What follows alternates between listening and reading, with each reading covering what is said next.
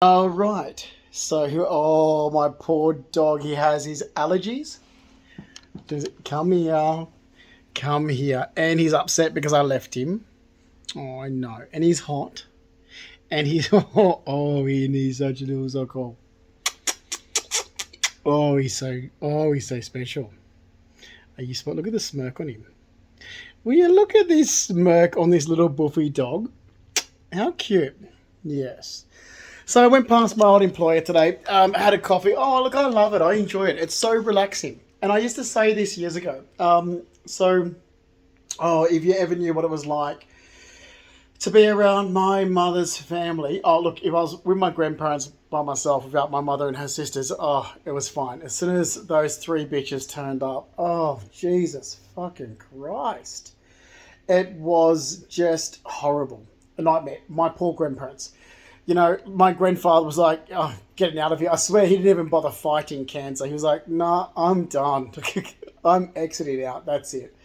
I used to go and spend time with my grandfather, Reg, when he was actually going for, anyone who knows me knew I was raised by my grandparents. My grandmother, Lola, would turn around and say, I reared the twins. And she did. She reared Amanda and myself. So now we're left with the three bitches. I'll tell you what, when they die, this is true.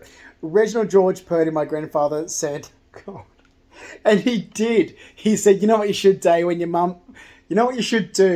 mum's dead? You should play Ding Dong, the witch is dead at her funeral. And I made him a promise that I would. I have to do it. So mum thinks I won't turn up to a funeral. Are you kidding me? I wouldn't miss that event of the year. Celebrating that bitch is dead. Oh my God, yes. I have not celebrated one of her birthdays since her 40th. And that's true because I shared, like, Amanda and myself went halves in her 50th. And that was the last one. I was like, no, I am not going to celebrate that she lives another year. So, hey, look, that's just the bitchy nature that we have in our family. Like, if my mother was here, like, if we were talking about something that we both were interested in, we'll sit down and have a talk for an hour, whatever, over coffee or lunch. But put it this way. In my family, we're like fish. If you leave, like, when we're out together, we go bad in an hour. When you leave fish out of the fridge, it goes bad in an hour. That's my family. And I can't take credit for that saying. That was one of the family priests said at St. Nicholas Church back in, it was 2010, Christmas 2010 at St. Nicholas Church. The priest said, now just remember your families are like fish. If you leave it out, when you leave it out, it goes bad in an hour or something like this. It was I think it was the priest that baptized my nephew Brendan who said that. Oh yeah, we're strict Roman Catholic in my family. Can't you hear it? We yell and scream and carry around guilt. Oh, crazy. Couldn't get more guilt. I'm so strict. Oh yeah. Anyway, so strict. I'm gay. Anyway, but yeah, strict Roman Catholic upbringing. So yeah, Pop actually did say that. He goes, now you've got to make sure that you play your mother's funeral, Ding Dong, which is that Nan used to say, oh, she'll outlive the cockroaches, Carol. Every time my mother was coming to visit, my grandfather got a migraine. And he didn't even, wouldn't have to have been that he had known she was coming to visit, So, he'll be there. I came home from work once and he had a shocking migraine. He goes, is your mother coming? I'm like, how does he know? So, yeah, mum's coming down to stay. So, how does he know? Had a migraine. Oh, God. The week before Carol arrived, he had the shits, yelling and screaming continuously. Pacing up and down the hallway, was stressed out. Reg, calm down. That's what Lola would be like, oh, Reg, will you calm down? How long is she staying for? How long will she be here? And this was like, all the time. And then we're like, oh, she's not going to stay here. She'll be out visiting Margaret Britt. That's what Nan used to say. Nan hated Margaret Britt. Yeah, she did. Absolutely hated Margaret Britt. Oh, well. So she's not coming to see us. She'll be so mega prick. Anyway, about 2 weeks after Mum left, Pop hadn't settled down yet. About good 3 weeks, the house will be like, in shambles, just because his daughter was staying. Yeah, this was like, so what? I always said, make sure you play Ding Dong the Witch is Dead at the funeral. So I'm going to have to show it. But look, I couldn't think of... I heard she's dying of cancer. Well, she's always dying of something. I mean, would she just hurry up and die? I mean, I haven't had a good bottle of Verve for, I can't remember how long. Last time we had good Verve, we were throwing it around like it was bloody water down in Rushcutters Bay for New Year's Eve. Oh, God, those days are gone when you can... Yes, Baxter. Oh, my dog just pulled me too. Those days are gone when you can throw Verve around like it's water. I love Verve. I'm looking forward to have a, bottle of Verve when she finally carks it. And playing Ding Dong the Witch is Dead. Oh, it'll be the best friggin' turnout that you ever see. Well, I mean, you've got to celebrate the fact that she's finally dead. Don't need to celebrate her life. No, we've all sat through one birthday of Carol's too many. So, yes, Baxter. Celebrate her life. Anyway. So, yes. What? You want to get in the video? Oh, I love you. All right. So, seriously now. I was going to... All right. So, we Pop just... he passed away of cancer back in 2002 in November. And of 2002, I nursed him until he died. So I was very close to Reg, which, despite Robin Charles, my mother's sister, likes to admit, she's like, oh no, Shane was. I'm like, get fucked. Pop couldn't stand Shane. I remember the time Shane rang up. He was living in Bathurst. And they hadn't heard, he hadn't shown up for an Easter or Christmas in a long time. And I'm living with Nana Pop back then. So it must have been... would have been 98 when I was there, or around that time, and I was in the late 90s, I think. He's in Bathurst or Broccoli or whatever. Where his dad lived, in some fucking farming area. This deadbeat freaking cousin of mine. Anyway, he rings up. No one heard from ages. I remember Nan gets on the phone and you can see her face. She goes, oh no! I answered the phone. I said, "Oh, Nan, it's Shane," and her face started dropping. And he's like, "No, Shane, we don't have that money." He rang up to ask to buy him a ute. And then Nan got off the phone and Pop started screaming, going, he hasn't paid me back for the last one. They're cunts. I hate Robin Charles with a passion. I hate the fucking piece of shit. They got everything. Oh, she whinges about Manda and myself. Oh, fucking Shane and Chrissy so hard done by. They're fucking cunts. They're the biggest pieces of shit cousins you could ever have in your life. And Robin's a low-life piece of shit. Like, my grandparents hate her. She thinks that they liked... Oh, she was close to Reg. No, she wasn't. No, she wasn't. Pop told me exactly what he thought of her several times. Which is what he used to say, oh, I know your mum socialised with it, but I don't want Shane or Christy rubbing off on you and Amanda. That was his exact words. I'm not lying. Oh, you hear Marianne fucking Mihowski and Robin Charles start, oh, he's making up stories about everybody. Oh, dare you say it when your father was alive. I hope Reg strikes him down fucking dead. Seriously, oh, not strikes him down dead. Fucking, that's too nice.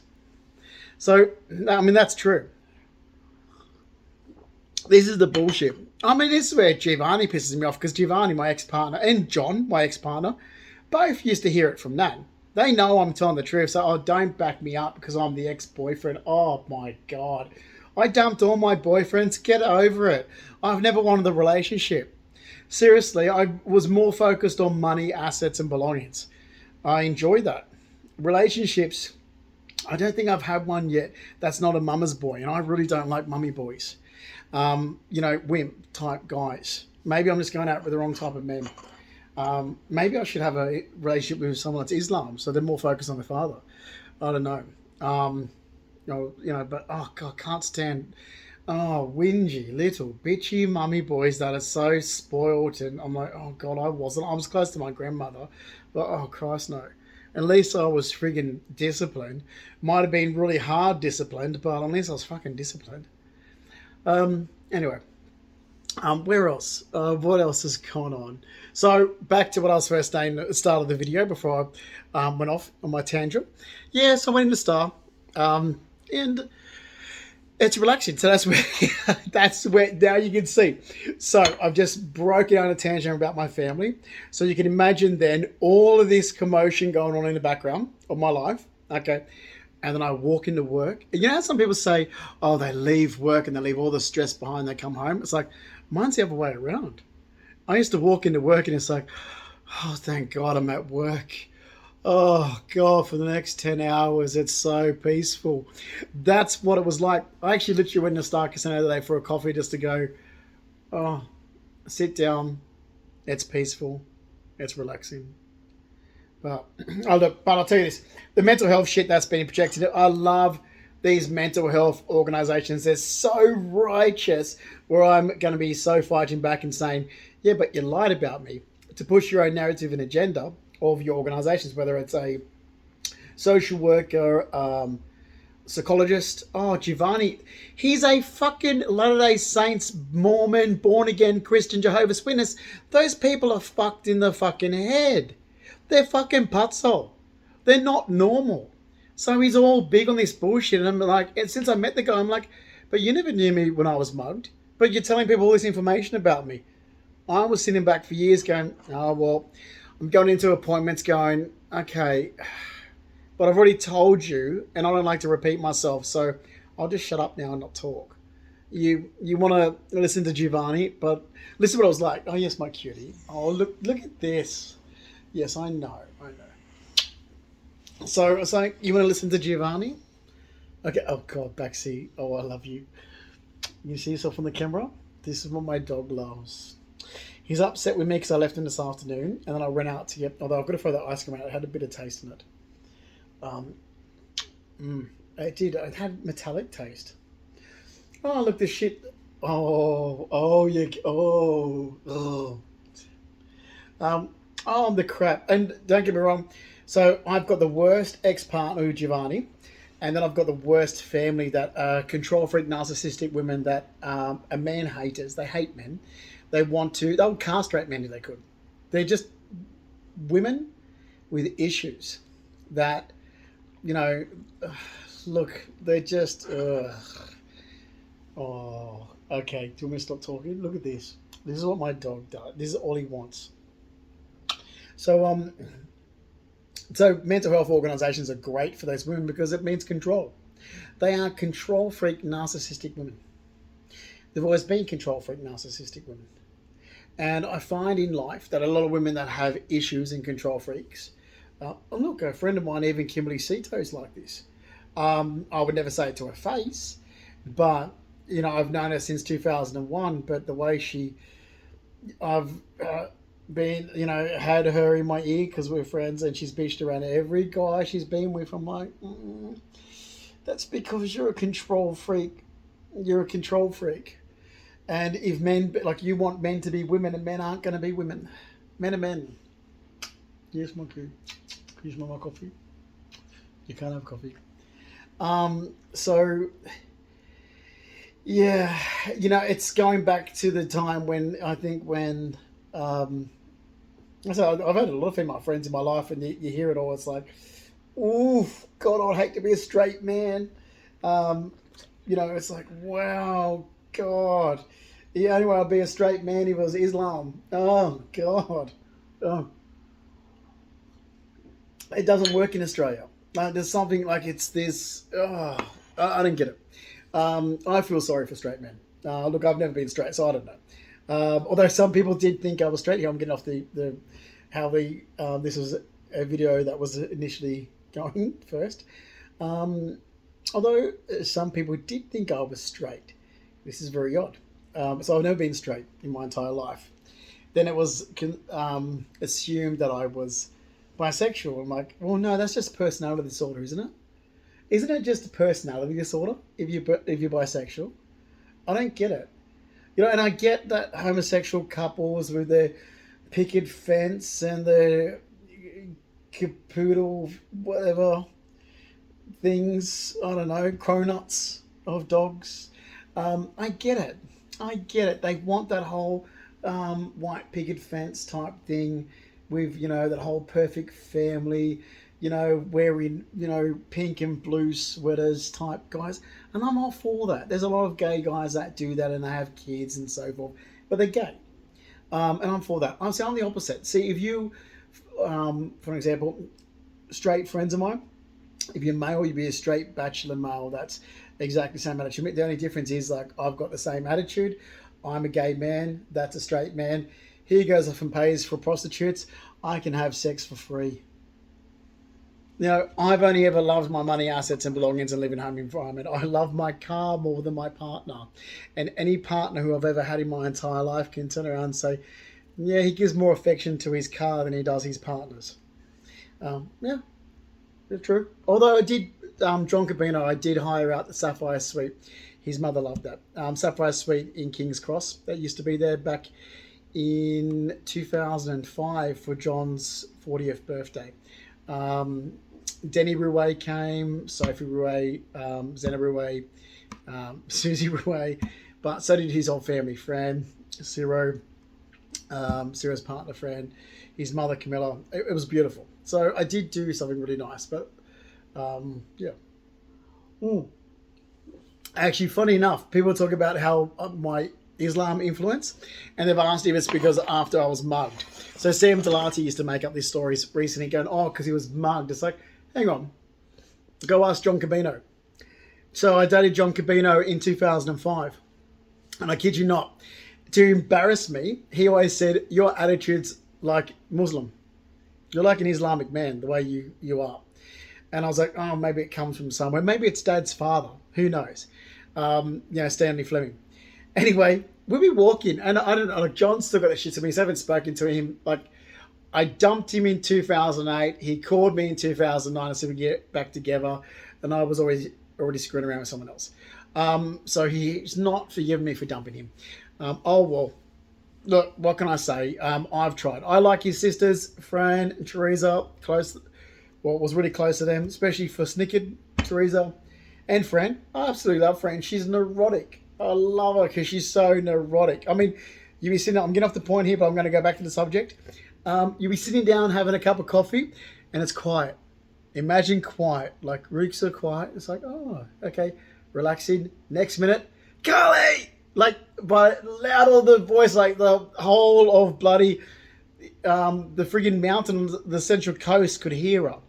Caranjon Mountain. It's like, oh my God. And we're like this. We're like sitting there having a coffee. Next minute, we're like, Christ, like the French and neurotic. I love it. She used to turn the light switch off with her toe. She was so flexible. Fabulous. This is John Cabino's older sister. She's beautiful. I adored her so much. I used to love staying with her. Anyway, so I try to keep in touch. But anyway, go back around. So you can ask John Cabino. We'll be walking through a shopping centre. And then he used to stamp his feet. I used to treat him like I was Muslim, like he was a Muslim female, Islamic female. And we're walking off in front of him. He's always like, oh, I'm the wife walking behind you. That's what he used to say. And he used to stamp his feet and scream out, Muslim, Muslim, to me like this. And I'm like, will you shut up and walk? And I can grab him like, shut up, because people are looking. He was the most flamboyant, over the top gay guy I have ever met in my entire life. And he was gorgeous. And we had the best relationship. And that's the thing, because when I left him for no reason. So there was no closure, I guess, for him, because there was nothing wrong with the relationship. It was the most perfect relationship you could ever have. There was nothing wrong with it at all. But when I got mugged after work, and I'm like, oh, God, I didn't buy the house because I had to renege on the sale of the house and so forth. And it didn't seem like, I was like, oh, God, I'm not having my income come in and so forth. I still have my money, assets, belonging, sports car and so forth. But I'm like, oh, don't really feel like the same person without, the money coming in the way it was. So I just left him. And for no reason. Like, there was nothing. It's like, but nothing's wrong. There was nothing. Yes, cutie, I know. I wouldn't leave you. No, you're in love with me. You're infatuated with me, aren't you? And it was it's like, yeah, but that's it. Like, it's like, yeah, I'm sort of done. And that's it. So that's basically what it was. You know, I've dumped all my boyfriends. I've never been dumped in my life. I don't really, I don't think it would ever affect me if I was. To be honest, I don't hold much emotion towards people. Not saying I'm emotionless, but you know, I look at my life and go, oh, I've given a lot of love to people in my life, like my grandmother, my grandfather, Reg and Lola, Big Nan, Uncle Fred, adored them. Yes, you, cutie. Yes, go. I'll put a treat in your bowl, mister. Um, oh no, giving a lot of love to my car, haven't I, mister? Love my car. Love my asses. Oh God, do I miss it? Do I miss those beautiful lamps that I got from New York? Yeah. So years ago. I mean, these are the stuff that I had back when I was working at Star. What? What is it? What is it? It's in your bowl. It's in your bowl. Okay, you gotta watch what my dog's doing. He saw me come home. I was waiting for this. He's so used to me bringing things out. I'm gonna leave it out there because it's 20 minutes. Baxter, it's in your bowl. Go. Quick, quick, quick. Look. Yeah, good boy. Good boy, cutie. Yeah, look, it's weird. I guess anyone who knows me, if you truly know me, this is where I cut people out of my life really easy. It's like, well, look, if you truly know me, you would know that you would gather information from me. If anyone contacted you regarding me, you'll keep your mouth shut and call me straight away and say, Justin, I've just heard from this person. I've heard from your mother. I'm like, good blocker. I've heard from your partner. Yeah? Well, who are you friends with, me or my partner? So easy cut people. But you think I can cut an Edwardian 1900 solid mahogany cabinet that had Maker's Mark on it that I purchased in 2006 from Lawson's that used to be down the end of that roundabout in Glebe? Think again. Are you kidding me? That was a stunning piece of furniture that cost me a lot of money. I can't go back in time to 1910 and create the same cabinet. Christ, no. No, I have a lot of love and I miss that. My wingback cigar chairs from France. 1930s, 1940s wingback cigar chairs. Oh my God, were they beautiful. They used to be a stunning red material, but when I was doing up the cigar lounge in Surrey Hills, I wanted them to fit in with this very gentleman's feel. So I had a sort of like a very softened, material, a fawn material. It was beautiful, stunning. My Art Deco sofa, the beautiful, oh God, it was stunning. The theatre sausage sunk back into it. Beautiful. Now these are things I could love and miss. My marble top commode, the Louis XIV style marble top commode that was made in the 1880s. Yeah, I missed that. The beautiful inlay. And, oh God, it was stunning. The music, the Victorian, I always forget, the Victorian music chair. Oh, that Victorian music chair, that was purchased back in 2000. Here's the thing.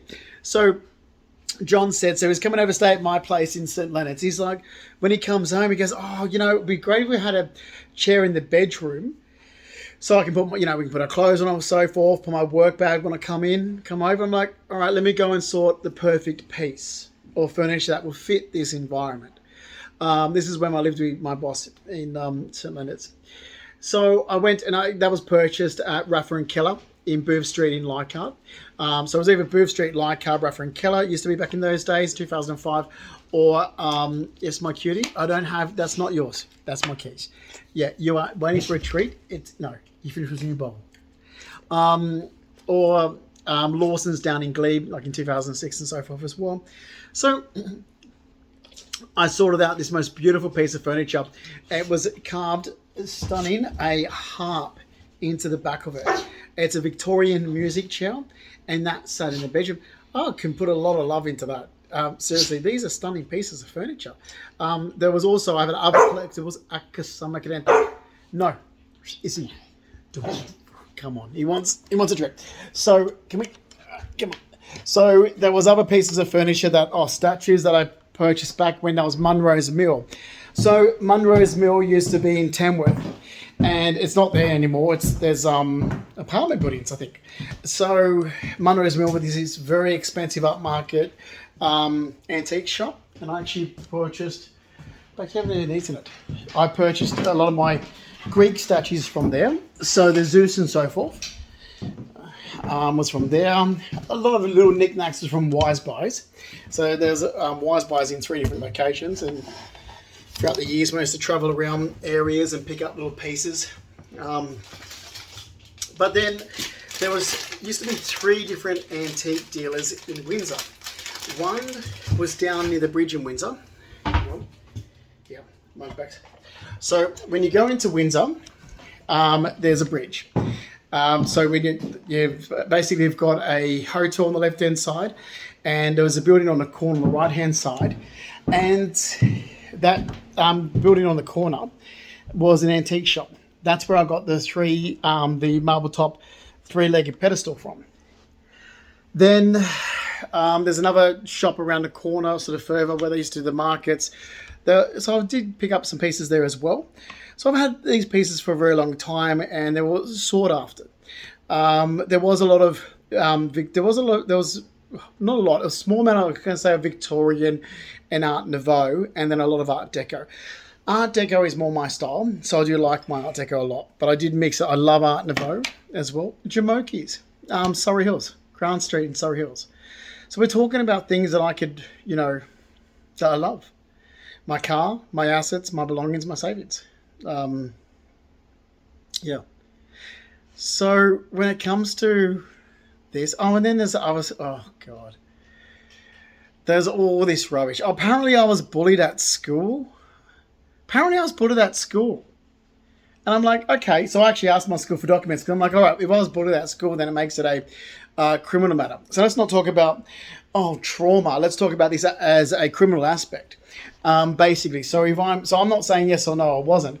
Although I will say this: when people thought I was bullied at school, I had people from my high school describe a guy called Justin Pascoe, who was a year older than me, at the same high school, who was actually in, funny enough, one of the musicals I was in as well. Sort of mousy brown hair. Literally had people from my high school at Our Lady of the Rosary College describe Justin Pascoe to me. I'm like, oh yeah, I remember this guy. He was bullied. Yeah, not by me. Don't get me wrong. But I remember, I'll stand up and say, yeah, well, I don't know if he was bullied or not, or if people were just reacting to his behaviour. Because he actually wore camouflage clothing to school one time. We had a specific uniform to school, so. Our uniform, we had a really nice uniform, and he was in Army Cadets or something. And I remember he wore camouflage clothing to school. He had poor hygiene, and he had a weird brother that went to the school as well. I think they were just a down and out family. So I don't know if that he was bullied or people just reacting to his behaviour. Yeah. But I do know that, and those statements I just said then, that's where idiots sort of, I'm like, wow, you don't know me, but you've just described Justin Pascoe. This is the rubbish that went on in the last 9 years since I was lied about in 2015. Oh God, I had people describe Justin Pascoe, Shane Childs, my nephew, and I'm like, oh yeah, I know you. When did you come out that you were gay? I'm like, 1992, but it's not like it was unknown. I came out screaming. And it's like, no, that this farming guy, literally through social media, I'm like, oh, I can't stand social media. This is the problem. It's always fucking social media. So this guy goes, no, I remember you from rodeos. We used to ride in rodeos and you had all these girlfriends. I'm like, no, I didn't. I've never ridden at a rodeo. Freaking girlfriend. And because I'm thinking, going, hang on, do I know him? I used to have a quarter horse. I had Major's Fantasy that I brought from Chris and Brian Adams, that her stable name was Katie, and I used to go in quarter horse classes. Is that it? And I'm thinking, no, because I never had a girlfriend. I'm like, no, you describe Mum's nephew, Shane Childs. So I'm like, you don't know me, you know Mum's nephew. Then I had some other idiots from Tamworth, movie, whatever. I'm just like, oh God, that was so easy when you're describing Daniel Rackley. Oh God, like seriously. Like, where are you losers getting your information from? Oh, they're my different looks and so forth. I'm like, yeah, so? I've got streetwear, I've got casual wear, I've got going out wear, I've got, I've never been any different. I've got clothing that I would only specifically wear at horse shows. So literally I had my horse clothing. My clothing that would be only for going to horse shows, so I wouldn't wreck the good clothing. Good clothing that was for going out. Day clothing, change of clothing I used to change into for going to, every Wednesday meeting people for coffee. I had, different outfits my entire life. So, so you obviously don't know me if you don't know that I've always had this fabulous obsession with stunning clothing and always been immaculate. God, you can see that. Look at the photo of me with Dad in 1990. And I'm so proud standing there with my great little 80s funky and my stonewashed jeans and my Adidas high tops. Those high tops, mate, that tongue was massive. Loved them. I used to love my Reebok pumps too, although they were looking like Reebok pumps from Parkley. But just saying. But no, my Adidas were Adidas because Dad brought those. What, Baxter? You're only having one treat. See, now you're getting all upset because I've come home and I want this to finish at 35. No, one more trip. Like you can actually see, like the way I used to dress. Always funky, different outfits. Oh, too, my mother tried to make me fit into the people where she moved to. And I was like, not going to happen. I wear earrings. I wear gold. Right? Like I had my first earring. So people bring up diamonds. Like my first earring was a diamond stud. It was a diamond stud, and then I went to a hoop during the 90s, but it was a diamond stud in the 80s, a little diamond stud. And I used to cover this diamond stud because I went to St. Aidan's. I'm getting that back, so stop barking orders at me. So I went to St. Aidan's in Rooty Hill, and the nuns and priests wouldn't let me have an earring. So when I first got my ear pierced, I used to cover it over with Band-Aid. Then they caught on and saw it was an earring and wasn't allowed. Neither was my rat's tail. It was the 80s. So then we had to, I was dedicated. I was dedicated to having an earring. So here's the thing. I used to take the earring out before I went to school in the morning. So as I got home from school, put it in. I was like, no. And it was this gorgeous little diamond stud. When I was 4 years of age, my great-grandmother, Mary Keegan, maiden name Saya, Big Nan, brought me a pinky ring that was the horseshoe with a blue stone in it. I gave to my twin sister. On my 7th birthday, my mother brought me a shield. So I remember this one because we're at Kumara Pony Club in the western suburbs of Sydney with our horses. It was another horse event that fell on our birthday in April, and it was a shield with like a diamond fleck in it. It was sort of diamond. It was a tiny little diamond, but it was my 7th birthday. So I always had this fabulous. Then Mum gave me Dad's engagement ring. Massive, big, chunky gold ring. I left it at school somewhere. Yeah, Mum was furious because it cost her a fortune. But, oh my God, jewelry. I always looked fabulous. How do I say that? Since a kid. But then so did Dad. Look at Mark Fleming. Not now. Oh, God, no offense to my dad now, but he's had a few injuries and so forth. And but have a look at the way look at his sports jackets. Oh Christ, Dad had the most amazing sports jackets. And I remember the time when Dad and Annette, I love Annette so much, Dad's ex-girlfriend or ex-partner. The longest person my dad's ever been with was Annette. Seriously, should never have left Annette. She was gorgeous. Anyway, that's it. Next up. So, Dad used to be immaculately dressed for a builder. Beautiful sports jackets, like chinos, like just stunning. He dressed beautifully, gold, got rings, stunning, 80s and 90s, until Debbie. Actually, I think Debbie broke his back, meaning that was the straw that broke the camel's back. Until Debbie, actually. Dad was fabulously dressed until Debbie. Oh my God. When he got with Debbie, he put on all this weight. I mean, he was almost 40, but the Fleming men do have a shelf life. So we go from this looking fantastic and fabulous, and then it's restore charisma, but it's a shelf life. But oh God, no, he got with Debbie. Oh, I think Debbie's the one that, because he went from having a fabulous partner with Annette. God, why would you leave Annette? Annette was this photographer. She adored Amanda and myself. We had our own bedrooms at Mum's and Dad's. Annette Yes, Annette doted on a minute. Baxter, okay, now you've. All right, I'm going to have to stop this now because now he is. Come here. Now you're happy. Now you're happy. Don't overexalt yourself. Yeah, Dad absolutely. Dad and Annette was like this fabulous couple. They should never have separated. And I wonder what happened to Annette's nephew, Craig. So it was Craig and Bob. I was closer to Craig. I haven't seen them since we all holidayed together in 1992. And then after 1992, they separated. But I loved Annette. Annette was gorgeous. She doted on a man. She was a proper lady. She was just beautiful. And she suited Dad so much. She suited Dad's charisma and character. And this is great. So I can put all these videos up. It's like, and have my entire life out there and people can start getting to know. So yeah, he was fabulous, Dad, growing up. Wasn't he? Everyone loved him. Oh my God. You'd be going to places. I remember one of his girlfriends, the one that I used to call the Black Madonna. Oh, I loved her. So we're sitting, this is back before Nan and Pop moved from Rainbow Street in Parramatta to the Central Coast. Oh my God. Okay, back's coming up. So Dad was playing baseball. Oh, allergies. And so this is back in when Dad was still playing baseball in the 80s. And here's Baxter. So we're at Nan and Pop's in Parramatta. And Dad's inside getting his gear. It was back when he had that muscle car that had the Cobra alarm system on the ceiling.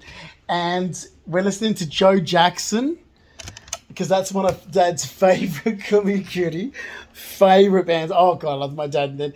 And the bimbo who was dating her, I loved her. Oh, but you could tell it was just one of Dad's bimbos. And she's there she was dressed like Madonna. It was fabulous. I fucking loved her.